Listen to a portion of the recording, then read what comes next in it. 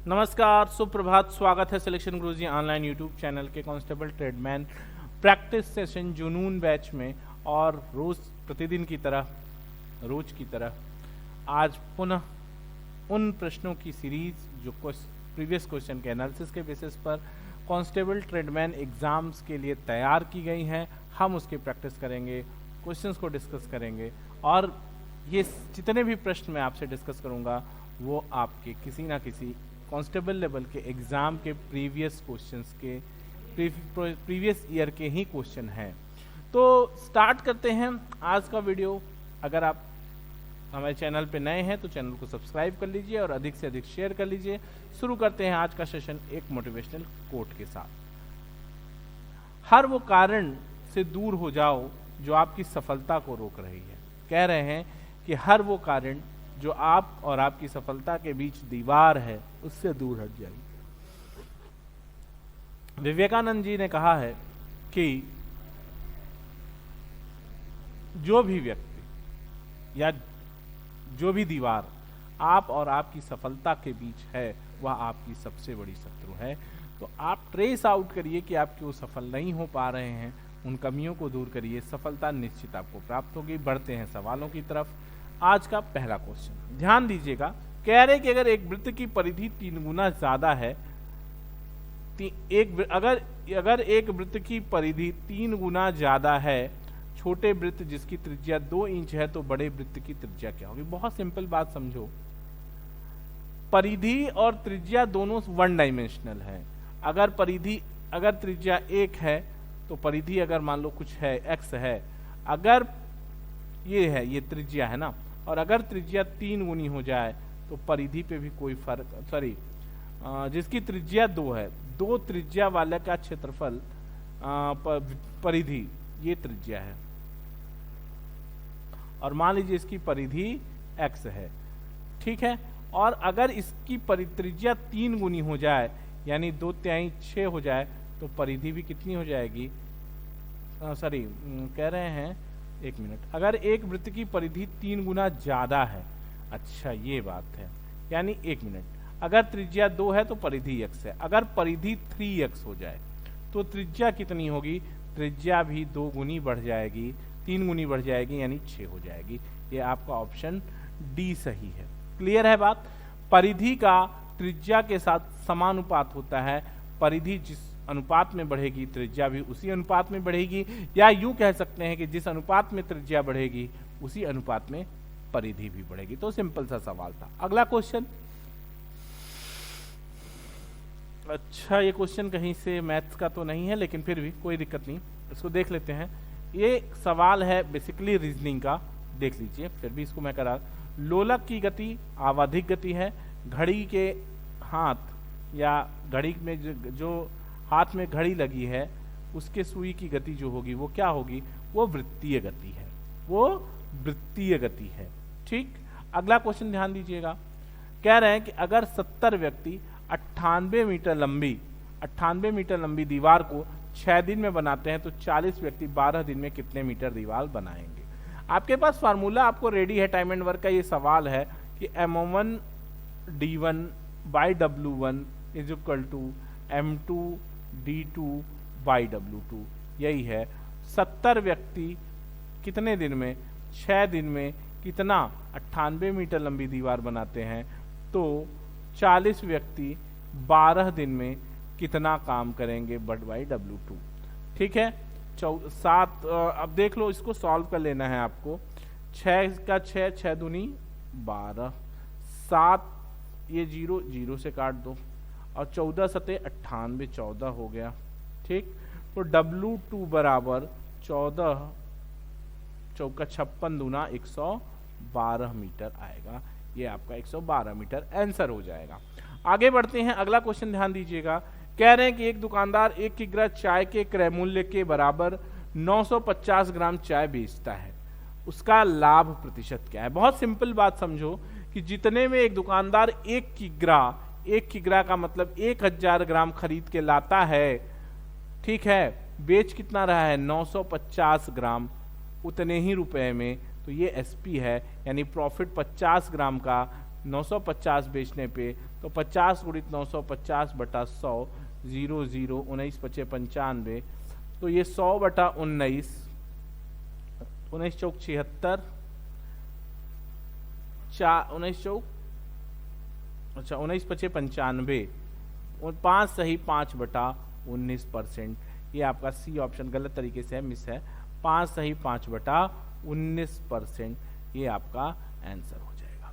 Clear है भाई? 1000 ग्राम वो जितने में खरीद के ला रहा है, उतना चाय वो, उतना पैसा वो 950 ग्राम पे ही प्राप्त कर लेता है, यानी 50 ग्राम का लाभ पा रहा है। तो लाभ 50 बटा 950 गुणित 100। कह रहे हैं कि क्या करें कि 2.5 रुपया प्रति पेंसिल की दर से पेंसिलें बेचने पर विनोद को 110 रुपए का लाभ होता है, तथा 1.75 की दर से बेचने पर 55 रुपए की हानि होती है। विनोद के पास कितनी पेंसिलें थी? ध्यान से समझिएगा। मान लेते हैं विनोद के पास पेंसिल कितनी है? x। तो 2.5x माइनस 1.75x। भैया यहां पे कितना था? 110 रुपए का लाभ था, यहां 55 का हानि है, यानी दोनों का अंतर आएगा 165। क्लियर है बात? 2.5 रुपए प्रति पेंसिल की दर से बेचने पर 110 रुपए का लाभ, और 1.75 रुपए प्रति पेंसिल बेचने पर 55 रुपए की हानि, यानी अगर पूरे यूनिट की बात करें कि अगर x पेंसिल है तो 2.5x माइनस 1.75x, और दोनों का अंतर 165 रुपए के बराबर है। तो यहां से आप जब सॉल्व कर लेंगे तो x बराबर आ जाएगा, यहाँ पे होगा कितना? 0.25 यहाँ और पॉइंट, यानी 0.75x बराबर 165, या x बराबर 165 गुणित 100 बटा 75, 25 तिया 75, 25 चौका 100, 55 चौका 220, ये 220 पेंसिलें होंगी। क्लियर है इतनी कहानी? अगला क्वेश्चन ध्यान देना। अगर आपको कहीं दिक्कत है तो हमारे कमेंट बॉक्स में जरूर बताइए, हम आपको बेस्ट से बेस्ट कंटेंट देने का प्रयास कर रहे हैं, और अगर उसमें कहीं कोई सुधार की गुंजाइश है तो हमें जरूर सजेस्ट करें। आपके सजेशंस को हम मानेंगे, और अगर हमें सुधार की गुंजाइश महसूस होती है तो हम जरूर सुधार करेंगे। आप एकदम हमसे पहले क्वेश्चन लगा के आंसर रिप्लाई करते रहिए हमारे कमेंट सेक्शन में, सॉल्व करिए। कह रहे हैं कि 50,000 रुपया है एक स्कूटर का कीमत, और हर साल 12% का डिस्पर्सन है। डिस्पर्सन का मतलब ह्रास है, मूल्य ह्रास है। तो 2 वर्ष बाद उसका मूल्य 50,000, पहले 50,000, और फिर पहले साल हो गया 88/100, और दूसरे साल हो गया 88/100।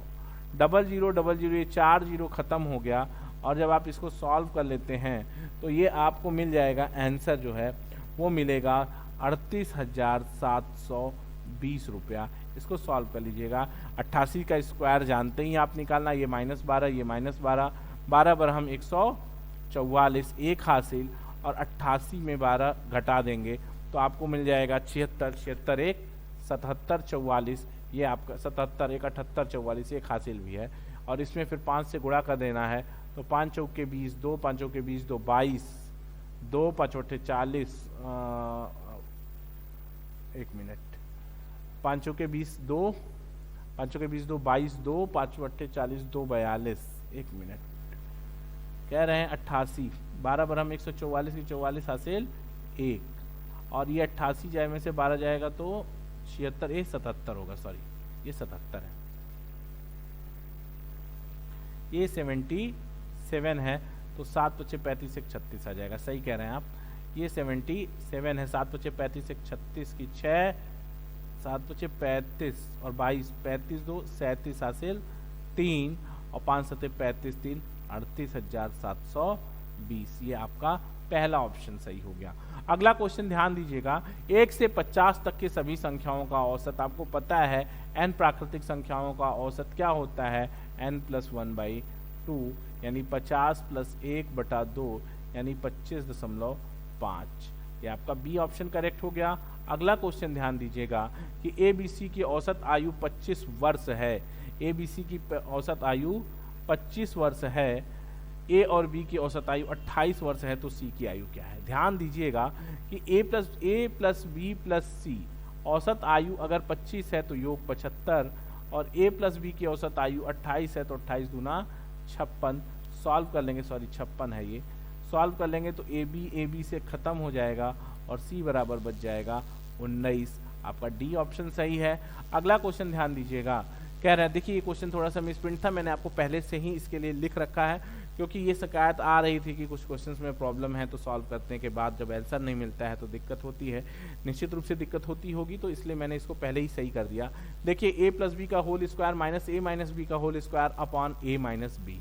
तो आप एक फॉर्मूले से परिचित होंगे कि ए प्लस बी का होल स्क्वायर माइनस ए माइनस बी का होल स्क्वायर ये बराबर होता है 4ab, और अगर इसका बटा ए बी है तो दोस्त बटा ए बी भी लगा लो, आंसर आ जाएगा आपका 4। यही आपका आंसर ए सही है। क्लियर है बात? जहाँ ए क्या है, जहाँ ए है A589 है और बी क्या है B187 है। क्लियर है बात? अगला क्वेश्चन ध्यान दीजिएगा, कह रहे हैं कि 4 अंकों की वह बड़ी से बड़ी संख्या ज्ञात करो जिसे 18, 21, 24 प्रत्येक से भाग देने पर शेष 7 बचे। ध्यान से समझना जरा, इसका 18, 21, 24 इसका एलसीएम आप जब निकालते हो, इसका एलसीएम आएगा आपको 504, आप निकाल लेना। इसका एलसीएम कितना जाएगा 504, और 4 अंकों की बड़ी से बड़ी संख्या 9999 है, और उसमें आप जैसे ही 504 से भाग दोगे तो ये मुझे पूरा ये 19 बार जाएगा, उसके बाद दशमलव में कुछ आने लगेगा।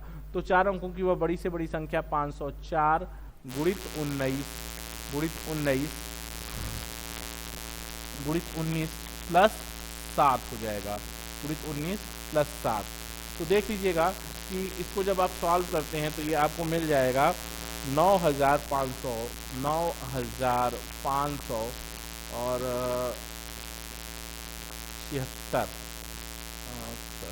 76 प्लस 7 यानी 9583, ये आपका आंसर है।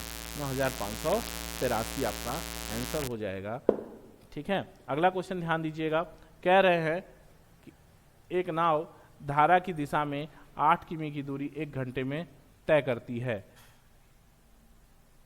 एक नाव धारा की दिशा में 8 किमी की दूरी 1 घंटे में तय करती है तथा धारा के विपरीत 2 किमी की दूरी 1 घंटे में तय करती है। यानी कह रहे हैं कि x प्लस वाई बराबर 8, यानी धारा के साथ चाल और धारा के विपरीत चाल x माइनस वाई बराबर 2। तो नाव की चाल, धारा की चाल निकालनी है, तो धारा की चाल होता क्या है 8 माइनस 2 बटा 2 यानी 3, ये बराबर हो जाएगा 3 kmph। ये ऑप्शन ये सही है। धारा के साथ चाल पता हो और धारा के विपरीत चाल पता हो तो नाव की चाल दोनों चालों को जोड़कर 2 से भाग और धारा की चाल दोनों के अंतर में 2 से भाग से ज्ञात होता है। अगला क्वेश्चन ध्यान दीजिएगा, 360 मीटर लंबी एक रेलगाड़ी अपने समान लंबाई वाले प्लेटफॉर्म को पार करने में 36 सेकंड लेती है, रेलगाड़ी की गति क्या है? तो बहुत सिंपल सवाल है कि 720 36 है तो 360 बटा, अगर 360 और जाती है तो 36 मिनट बटा 18 और गुणित इसको कर लेंगे 18 बटा, इसको कर लेंगे हम बटा 18। तो चाल बराबर क्या होता है दूरी बटा समय, तो चाल बराबर दूरी बटा समय 18 दूनी 36, 18 दूनी 36 20 मीटर प्रति सेकेंड। इसको किलोमीटर प्रति घंटा में बदलना है तो 18 बटा 5, 18 चौक 72 kmph, 72 किमी प्रति घंटा ये चाल हो गई। अगला क्वेश्चन ध्यान दीजिएगा, 250 मीटर लंबी रेलगाड़ी ट्रैक पर के किनारे खड़े एक व्यक्ति को 15 सेकंड में पार करती है, रेलगाड़ी की गति क्या है? बहुत सिंपल सवाल है, 250 बटा 15 गुणित 18 बटा 5। ठीक, 5 तिहाई 15 और 5 1 5 5 25 हो गया और ये 10 हो गया, 3 6 18 6 में 60 kmph, 60 किलोमीटर प्रति घंटा। अगला क्वेश्चन ध्यान दीजिएगा, कह रहे हैं कि धातु की गोलाकार गेंद ए और बी इस प्रकार है कि ए का व्यास बी के व्यास से 2 गुना है। जैसे 2 गेंदें हैं ए और बी और व्यास का जो अनुपात है, व्यास 2 है और 1 है, तो आयतन का अनुपात क्या होगा? आयतन का अनुपात इसका क्यूब हो जाएगा 8 संबंधे 1। ठीक, ये बी ऑप्शन सही हो गया इसका, क्योंकि व्यास ये क्या होता है? ये भाई तो व्यास है, 1D है, 1 डायमेंशनल है, और अगर आयतन की बात करेंगे तो ये 3 डायमेंशनल है, इसका क्यूब निकल आएगा। अगला क्वेश्चन ध्यान दीजिएगा, कह रहे हैं 45 घोड़ों के लिए 270 किग्रा अनाज 21 दिन के लिए पर्याप्त है, तो 28 घोड़ों के लिए 180 किग्रा अनाज कितने दिनों के लिए पर्याप्त है? इसको जब सॉल्व करते हैं तो ये भी वैसा ही सवाल है कि 35 घोड़े 21 दिन खा सकते हैं 270 किग्रा अनाज, तो कह रहे हैं कि 28 घोड़े 180 किग्रा अनाज कितने दिन खाएंगे? इसको सॉल्व करेंगे तो 9 त्रिक 27, 9 दूनी 18, ये 14 हो गया, और डी बराबर हो जाएगा 35 गुणित 21 बटा 3 गुणित 14। ठीक, अब बटा 14, तो डी बराबर हो जाएगा 7 दूनी 14, 7 त्रिक 21, 3 3 से खत्म, तो डी बराबर हो गया 17 सही 1/2 दिन। ऑप्शन नहीं है इसमें, बेसिकली ये इसका ऑप्शन यही होना चाहिए था, ये गलत लिखा हुआ है यहाँ पे, एक ई ऑप्शन बना लीजिए, 17 सही 1/2 दिन। ठीक है, सिलेक्शन गुरुजी के जुनून प्रैक्टिस सेशन बैच में आज इतना ही। कल फिर मुलाकात होगी कुछ और बेहतरीन शानदार सवालों के साथ। चैनल पर नए हैं तो एक बार फिर चैनल को सब्सक्राइब कर लीजिए और चैनल को अधिक से अधिक लोगों तक शेयर करिए। तो कल फिर मुलाकात होगी कुछ ऐसे ही बेहतरीन शानदार चुनिंदा सवालों के साथ। तब तक देखते रहिए सिलेक्शन गुरुजी। जय हिंद, जय भारत।